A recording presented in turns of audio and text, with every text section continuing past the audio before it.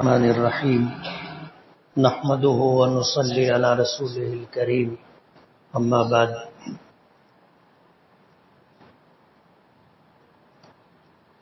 فاعوذ باللہ من الشیطان الرجیم بسم اللہ الرحمن الرحیم کل نفس ذائقۃ الموت وانما توفون اجورکم یوم القیامہ فمن زحزح عن النار وادخل الجنۃ فقد فاز وما الحیات الدنیا الا متاع الغرور صدق اللہ العظیم۔ بزرگان محترم اور عزیز دوستو، کسی شاعر نے کہا ہے کہ غافل تجھے گھڑیال یہ دیتا ہے منادی، گردوں نے گھڑی عمر کی ایک اور گھٹا دی۔ گھڑی چلتی ہے، سناٹا اور خاموشی ہو تو ایک آواز سنائی دیتی ہے ٹک ٹک کی۔ یہ آواز ہمیں اس بات کی خبر دیتی ہے کہ اللہ تعالیٰ نے ہمیں جو عمر دی ہے اس عمر سے ایک ایک لمحہ کم ہوتا جا رہا ہے۔ ایک وقت آئے گا کہ عمر مستعار ختم ہو جائے گی اور آدمی کو اللہ کی جوار رحمت میں جانا ہوگا۔ نہ یہ دنیا ہمیشہ رہنے والی ہے اور نہ اس دنیا میں جتنی مخلوقات ہیں وہ ہمیشہ رہیں گی۔ سب پر فنا طاری ہوگی، باقی رہنے والی ذات صرف اور صرف اللہ رب العالمین کی ذات ہے۔ ایک وقت آئے گا کہ جب حساب و کتاب سے اللہ پاک فارغ ہوں گے، معاملات سارے نمٹ جائیں گے، تو اللہ تعالیٰ کے غیبی نظام پر معمور جتنے فرشتے ہیں، حدیث پاک میں آتا ہے کہ ان کو بھی ختم کر دیا جائے گا۔ اور حدیث پاک میں اللہ نے یہ بھی فرمایا کہ اس وقت اللہ پاک کہیں گے انا الملک، کہ بس میں ہی بادشاہ ہوں اور میرے علاوہ کوئی نہیں۔ ہمیں اللہ تعالیٰ نے جو عمر دی ہے یہ بھی لمحہ بلمحہ ختم ہوتی جا رہی، اور ہم میں کا ہر شخص موت سے قریب ہوتا جا رہا ہے، موت سے قریب ہوتا جا رہا ہے، اور کسی کو بھی پتہ نہیں ہے کہ میرا بلانا کس وقت آئے گا۔ حدیث پاک میں آتا ہے کہ لوگوں نے نبی کریم صلی اللہ علیہ وسلم سے پوچھا تھا متی الساعہ، قیامت کب آئے گی؟ حضور پاک صلی اللہ علیہ وسلم نے کوئی جواب نہیں دیا۔ حضرت جبرائیل وحی لے کر کے آئے تو نبی کریم صلی اللہ علیہ وسلم نے حضرت جبرائیل سے پوچھا کہ جبرائیل متی الساعہ، قیامت کب آئے گی؟ حضرت جبرائیل نے جواب دیا مل مسئول عنہا بأعلم من السائل، کہ جس شخص سے آپ قیامت کے آنے کے بارے میں سوال کر رہے ہیں وہ سوال کرنے والے سے زیادہ نہیں جانتا۔ پوچھا تھا نبی کریم صلی اللہ علیہ وسلم نے، اور آپ سے پوچھا تھا لوگوں نے کہ قیامت کب آئے گی، تو آپ نے حضرت جبرائیل سے پوچھا تھا قیامت کب آئے گی، تو حضرت جبرائیل نے کہا کہ آپ پوچھ رہے ہو اور قیامت کے متعلق آپ کو پتہ نہیں ہے، تو جس سے پوچھ رہے ہو یعنی مجھ سے، مجھے بھی آپ سے زیادہ علم نہیں ہے۔ قیامت کب آئے گی مجھے بھی پتہ نہیں، اس کا علم تو صرف اللہ کے پاس ہے۔ اور ایک موقع پر نبی کریم صلی اللہ علیہ وسلم نے حضرت جبرائیل سے یہی سوال دوبارہ کیا تو حضرت جبرائیل نے ایسے اشارہ کیا۔ حضور پاک صلی اللہ علیہ وسلم نے سمجھ لیا کہ قرآن کریم کی آیت ہے ان اللہ عنده علم الساعة وينزل الغیث ويعلم ما في الارحام وما تدری نفس ماذا تکسب غدا وما تدری نفس بأی ارض تموت ان اللہ علیم خبیر، کہ 5 چیزیں ایسی ہیں جس کا علم صرف اللہ کے پاس ہے۔ ان اللہ عندہ علم الساعہ، بے شک قیامت کا علم صرف اللہ کے پاس ہے۔ وَيُنَزِّلُ الْغَيْثَ، اور بارش کا برسنا اللہ کے علم میں، اللہ جانتا ہے بارش ہوگی نہیں ہوگی، کم ہوگی زیادہ ہوگی، کہاں ہوگی کہاں نہیں ہوگی، ایک ایک قطرے کا علم اور حساب اللہ کے پاس ہے۔ وَيَعْلَمُ مَا فِي الْأَرْحَامِ، اور ماں کے پیٹ میں کیا ہے، کچھ ہے نہیں ہے، اور پھر ہے تو لڑکا ہے کہ لڑکی ہے، کالا ہے کہ گورا ہے، اندھا ہے کہ آنکھوں والا ہے، بہرا ہے کہ سننے والا ہے، گونگا ہے کہ بولنے والا ہے، خوبصورت ہے کہ قبول صورت ہے، اللہ ہی کے پاس اس کا علم۔ لڑکا ہے کہ لڑکی ہے، اللہ ہی کے پاس اس کا علم۔ وما تدری نفس ماذا تکسب غدا، اور کوئی نہیں جانتا کہ کل کیا ہوگا، اس کا علم بھی اللہ ہی کے پاس ہے۔ کل تو بہت دور کی بات ہے، ایک لمحے کے بعد کیا ہوگا ہم میں سے کسی کو پتہ نہیں۔ وما تدری نفس بأی ارض تموت، اور کوئی نہیں جانتا کہ کہاں اس کی روح قبض کی جائے گی، اس کی موت کہاں آئے گی، کن حالات میں آئے گی، کب آئے گی، کسی کو پتہ نہیں۔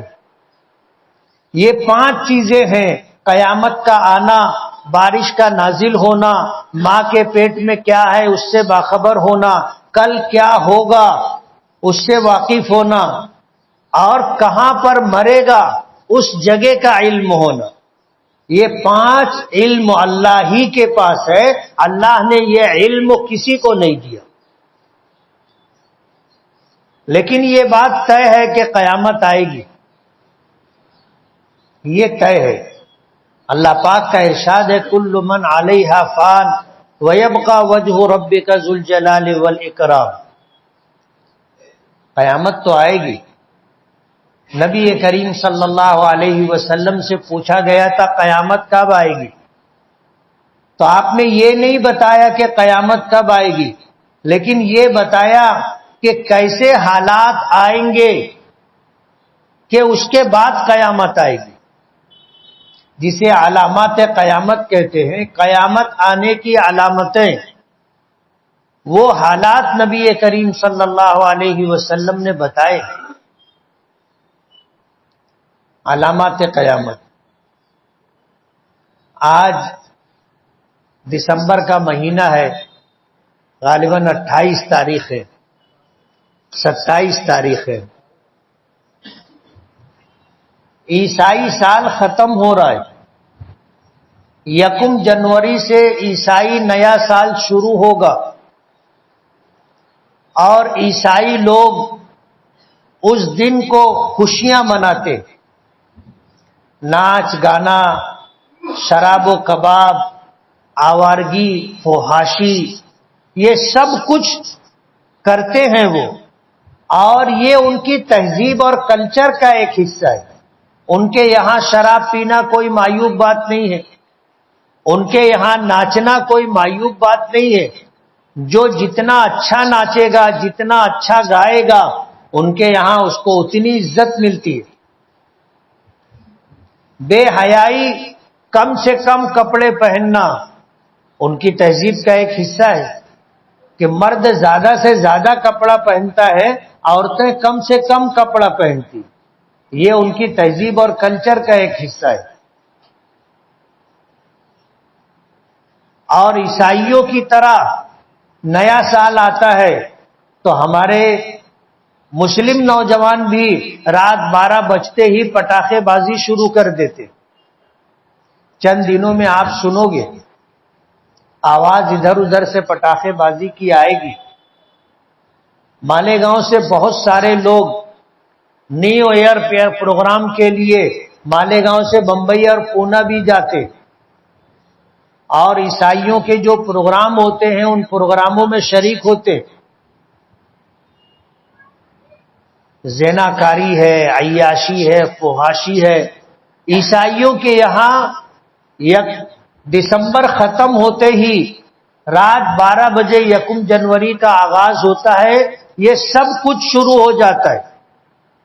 اور ان کے یہاں جیسا میں نے بتایا کہ کوئی عیب کی بات نہیں ہے، بلکہ یہ تو ان کی تہذیب کا ایک حصہ ہے۔ تو ہمارے مسلم نوجوان بھی جا کر کے ان کے جیسی ہی حرکتیں کرتے۔ اسلام میں اس کی اجازت نہیں ہے، ہمارا مذہب ہمیں اس بات کی اجازت نہیں دیتا۔ شراب ہے ہر حالت میں حرام، عیاشی ہر حالت میں حرام، زناکاری و فحاشی ہر حالت میں حرام، آوارگی ہر حالت میں حرام۔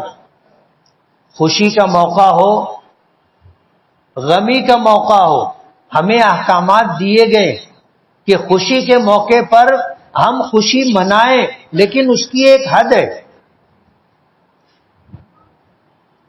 خوشی کا یہ مطلب نہیں ہے کہ آدمی کپڑے سے بے پرواہ ہو جائے۔ خوشی کا یہ مطلب نہیں ہے کہ اللہ اس کے رسول کے احکامات کو فراموش کر کے من چاہی زندگی گزارنے لگ جائے۔ خوشی کا یہ موقع نہیں ہے کہ اپنے پیسوں کو آگ لگائے۔ پٹاخے بازی کرنا کیا ہے؟ اپنے پیسوں کو آگ لگانا ہے۔ ایک زوردار خوفناک آواز سنائی دیتی ہے، لوگ ڈر جاتے۔ پیسوں کو آگ لگانا پٹاخے بازی سے ملتا کیا ہے؟ کون سی خوشی آدمی کو ملتی ہے؟ بچے ڈر جاتے ہیں، بیمار ڈر جاتے ہیں، بوڑھے ڈر جاتے ہیں، ہماری مائیں بہنیں خوف کھا جاتی ہیں۔ اسلام اس کی اجازت نہیں دیتا۔ فتح مکہ کا موقع تھا، نبی کریم صلی اللہ علیہ وسلم مکہ مکرمہ میں فاتحانہ داخل ہو رہے تھے۔ مکہ وہ شہر تھا جہاں کے رہنے والوں نے نبی کریم صلی اللہ علیہ وسلم کو مکے میں رہنے نہیں دیا تھا۔ دعوت و تبلیغ کی محنت کی وجہ سے مکے میں آپ کی زندگی تنگ کر دی گئی تھی۔ کون سا ایسا حربہ نہیں تھا جو آپ کے خلاف مکے کے لوگوں نے استعمال نہیں کیا۔ حد ہو گئی۔ آپ جب حرم کی طرف جانے لگتے تھے تو سیرت کی کتابوں میں آتا ہے کہ مشرکین کی عورتیں اپنے گھر کا کوڑا کرکٹ جمع کر کے رکھتی تھی، اور جب آپ جانے لگتے تھے تو آپ پر پھینک دیتی تھی۔ صحن کعبہ میں آپ نماز پڑھ رہے تھے، صحن کعبہ میں آپ نماز پڑھ رہے تھے تو ایک بدبخت نے کہا کہ فلاں قبیلے میں اونٹنی ذبح ہوئی ہے، اس کی اوج اور بچہ دانی کون ہے جو اٹھا کے لائے گا، اور جب یہ سجدے میں جائیں گے تو ان کی پشت پہ لا کے رکھ دے گا۔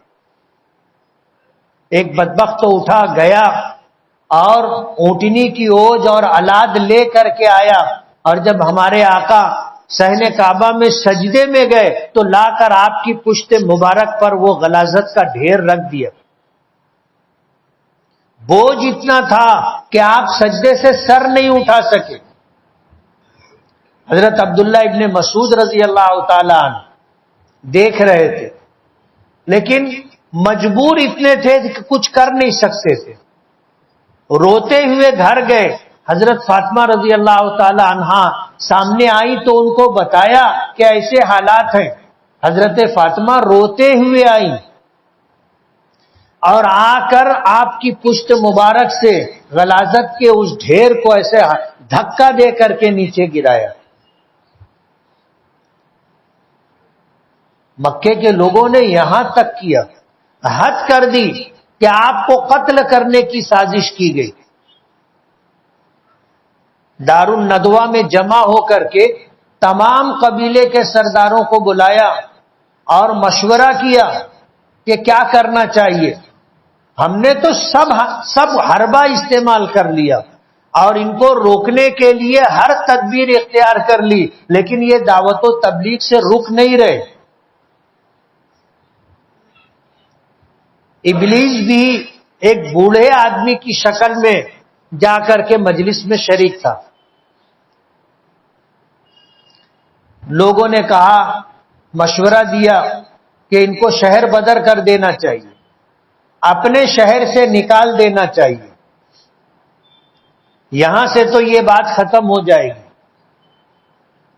لوگ اس بات کی تائید کرنے لگے تو ابلیس نے اعتراض کیا، کہا کہ اس رائے سے مجھے اتفاق نہیں، یہ جہاں جائیں گے یہی کام کریں گے، اور ایک وقت آئے گا کہ جب ان کو طاقت مل جائے گی تو یہ واپس پھر مکہ آئیں گے، اور ہم سے زیادہ طاقتور ہو جائیں گے تو ہم کچھ نہیں کر سکیں گے،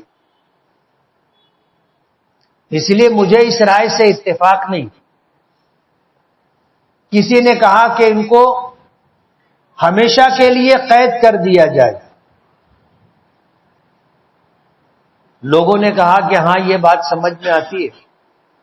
ابلیس نے اعتراض کیا کہ مجھے یہ رائے پسند نہیں ہے، تم کیا سمجھتے ہو ان کے قبیلے، ان کے خاندان کے لوگ خاموش بیٹھیں گے؟ اور تم ایک شخص کو صرف اس وجہ سے کہ وہ اپنی بات لوگوں کے سامنے رکھتا ہے ہمیشہ کے لیے اس کو قید رکھ سکو گے؟ وہ لوگ آئیں گے اور دروازہ توڑ کر نکال کے لے کے چلے جائیں گے۔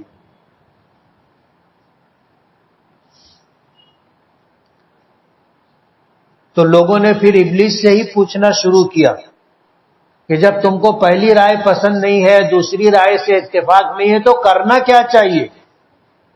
تو اس نے اشارہ کیا گردن پر ہاتھ رکھ کر، قتل کر دینا چاہیے۔ لوگ سناٹے میں آ گئے، تھوڑی دیر تک خاموش رہے اور کہنے لگے کہ یہ کیسے ممکن ہے؟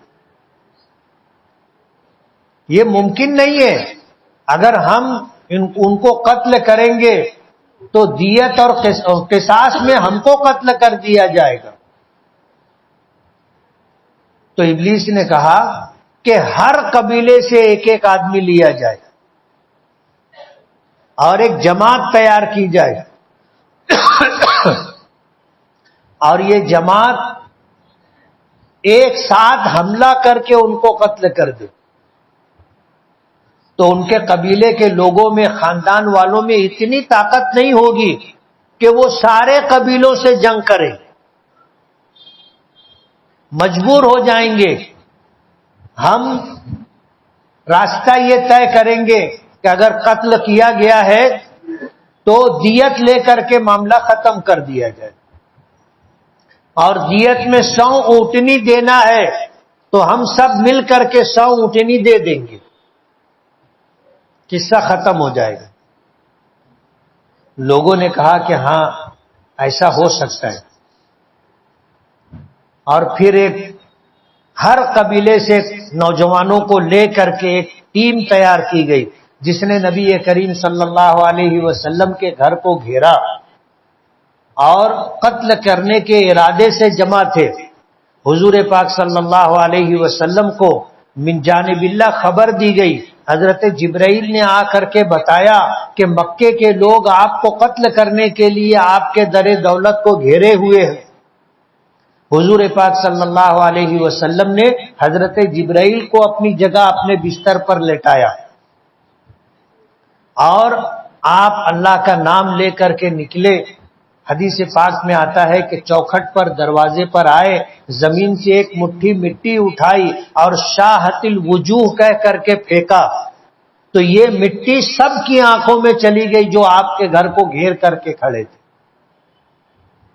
قرآن کریم میں اللہ پاک نے فرمایا وَمَا رَمَيْتَ إِذْ رَمَيْتَ وَلَكِنَّ اللَّهَ رَمَى، یہ مٹی جو تم نے پھینکی ہے تم نے نہیں پھینکی ہے، ہم نے پھینکی۔ اور ہر ایک کی آنکھوں میں مٹی کا جانا یہ ہماری قدرت ہے۔ سب لوگوں نے آنکھ بند کر لی، اور حضور پاک صلی اللہ علیہ وسلم ان کے درمیان سے نکل کر حضرت ابوبکر صدیق کے گھر گئے. حضرت ابوبکر صدیق کو لیا غار ثور میں گئے, 3 دن غار ثور میں رہے. اس کے بعد وہاں سے مدینہ نکلے اور 14 دن کا سفر کر کے آپ قبا پہنچے اور پھر وہاں سے مدینہ منورہ پہنچے. اور اس طرح مدینے میں رہے کہ مکے والوں نے مکے سے تو نکالا تھا, مدینے میں بھی چین سے بیٹھنے نہیں دیا. مدینے پر لشکر لے کر کے جاتے تھے, چڑھائی کرتے تھے. 1 2 نہیں 22 غزوات و سرایا پیش آئے, 22 جنگیں ہوئی. کچھ جنگوں میں حضور خود شریک رہے اور کچھ جنگوں میں حضور نے کسی کو ذمہ دار اور امیر بنا کر کے روانہ کیا. 22 جنگیں ہوئی.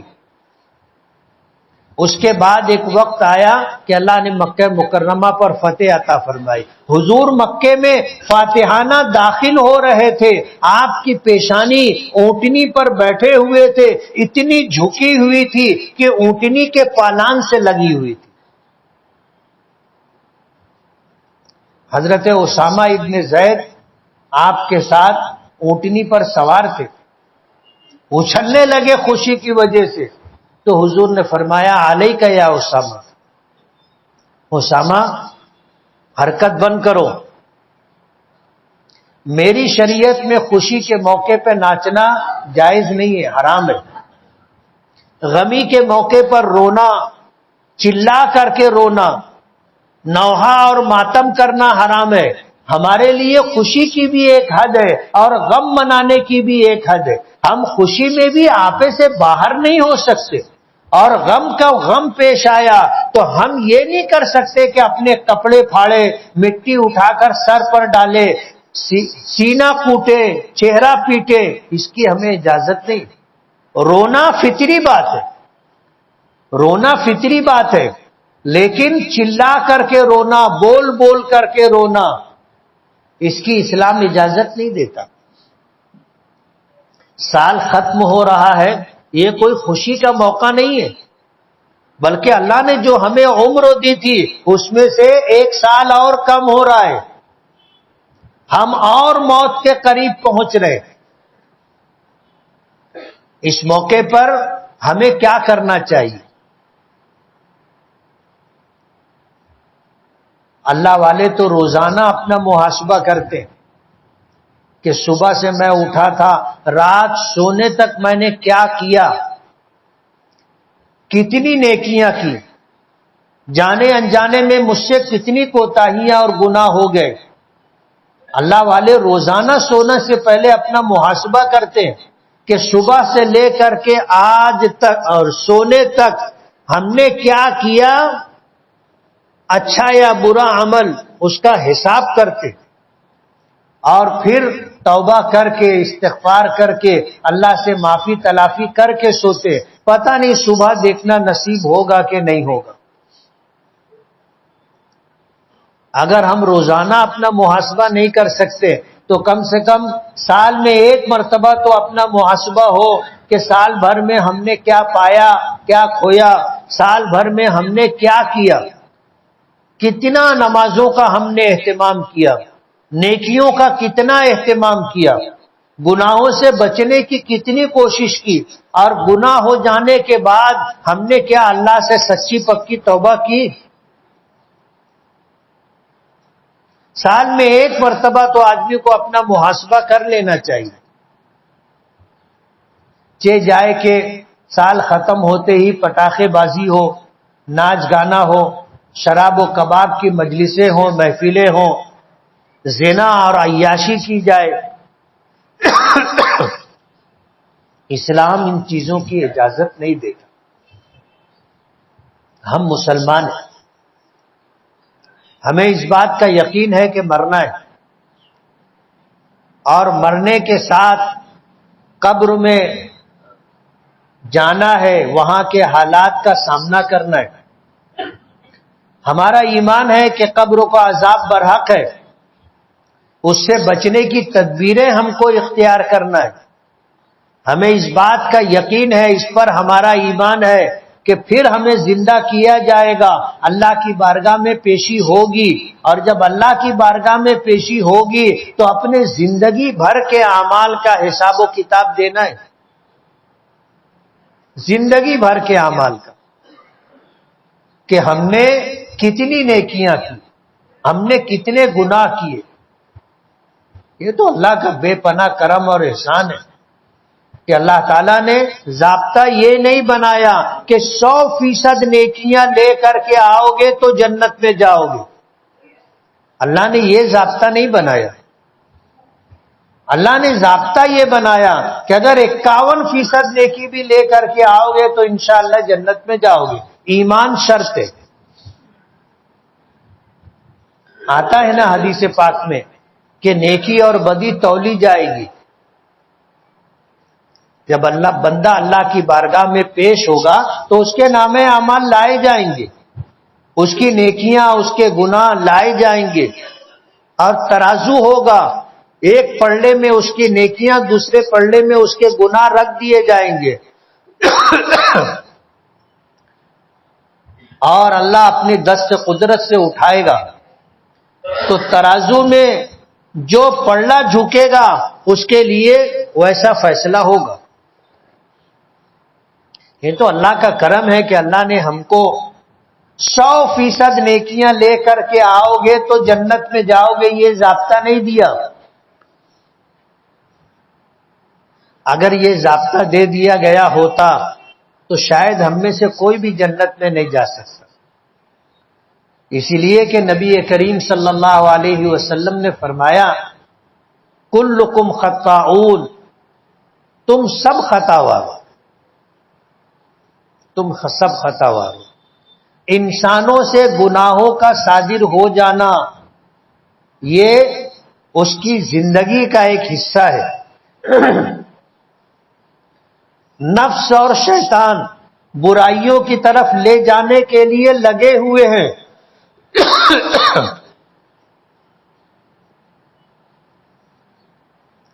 ہمیں جو نفس اللہ نے دیا ہے یہ بھی ہمیں رات دن گناہوں کی طرف اکساتا رہتا ہے، لے جانے کی کوشش کرتا رہتا ہے۔ ابلیس ہے، اس کی ذریت ہے، شیاطین ہے، یہ ہمارے پیچھے لگے ہوئے ہیں، ہمیں بہکانے میں، گمراہ کرنے میں انتھک کوشش کرتے ہیں۔ اگر اللہ پاک ضابطہ یہ رکھتے کہ 100% نیکیاں لے کر کے آؤ تو جنت میں جاؤ گے تو شاید ہم میں سے کوئی بھی جنت میں نہیں جاتا۔ اور اللہ کا یہ کرم ہے کہ اگر ہم سے جانے انجانے میں گناہ ہو گئے اور ہم نے اللہ سے سچی پکی توبہ کر لی تو اللہ تعالیٰ وہ سارے گناہوں کو ختم کر دے گا، مٹا دے گا، اور جتنے گواہ ہوں گے سب کو بھلا دے گا۔ نام اعمال میں فرشتوں نے جو گناہ لکھ لیے ہیں اسے مٹا دے گا، سچی پکی توبہ کر لیں گے۔ یہ اللہ تعالیٰ کا کرم ہے۔ اللہ نے جنت بنائی تو اس کو بھرنے کا وعدہ کیا۔ اگر اللہ تعالیٰ ضابطہ یہ رکھ دیتے کہ 100% نیکیاں کرنا ہوگا، اللہ اگر ضابطہ یہ بنا دیتے کہ گناہ کر لیے تو معافی نہیں ہے، تو جنت میں جانا بہت مشکل ہو جاتا۔ اللہ پاک نے ہمیں ایمان دیا ہے، یہ اس کا کرم ہے۔ اللہ چاہتا ہے کہ ہم جنت میں جائیں، اور ہمیں قرآن کریم اور حضور پاک صلی اللہ علیہ وسلم کے ذریعے جنت کے متعلق ہمیں کچھ تفصیلات عطا کی تاکہ ہمیں جنت میں جانے کا شوق اور رغبت ہو۔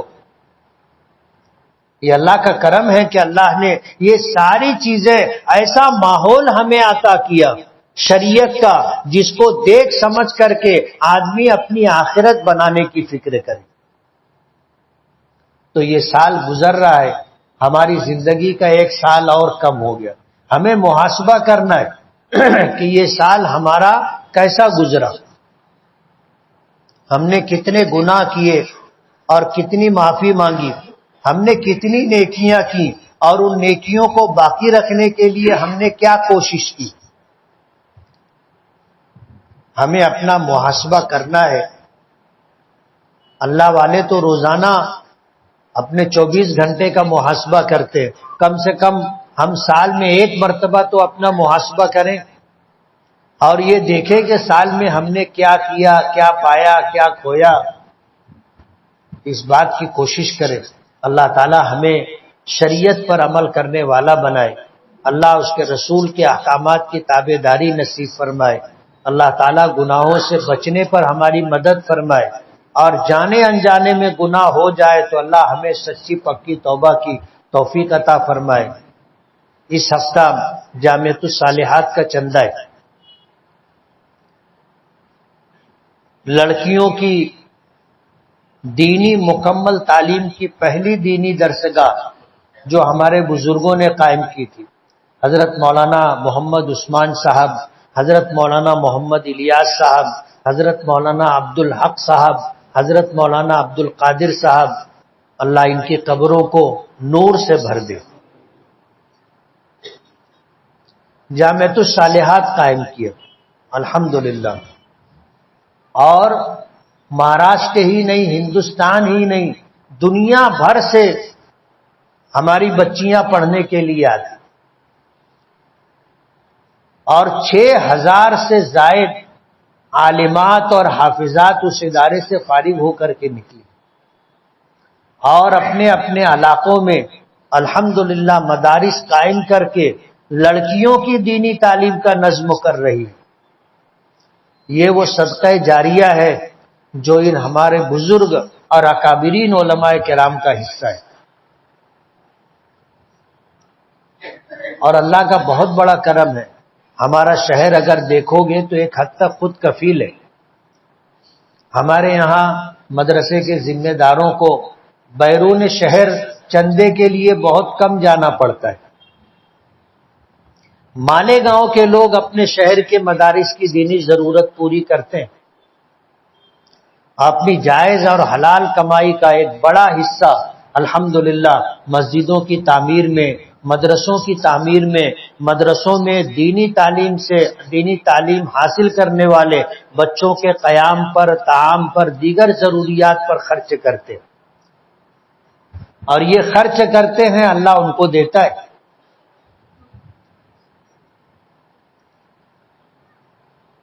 کہتے ہیں نا، جو خرچ کرتا ہے اللہ اس کو دیتا ہے، اور ایک فرشتہ دعا کرتا ہے۔ بخاری شریف میں حضور پاک صلی اللہ علیہ وسلم نے اس بات کی ہمیں خبر دی کہ صبح ہوتی ہے تو ایک فرشتہ اعلان کرتا ہے کہ اللہ جو خرچ کر رہا ہے اس کو بدل عطا فرما، اور جو روک روک کر کے رکھتا ہے اس کو ہلاک اور تباہ کر دے۔ دعا بھی دیتا ہے، بد دعا بھی دیتا ہے۔ تو اپنے سے جو بن سکے ہم ادارے کے تعاون میں ضرور حصہ لیتے رہے۔ جامعۃ الصالحات کی طرف سے کچھ احباب آئے ہیں جو دروازوں پر نماز کے بعد آپ کے تعاون کے منتظر ہوں گے، آپ ان کا تعاون کریں۔ جن حضرات نے سنت نہ پڑھی وہ سنت پڑھ لیں۔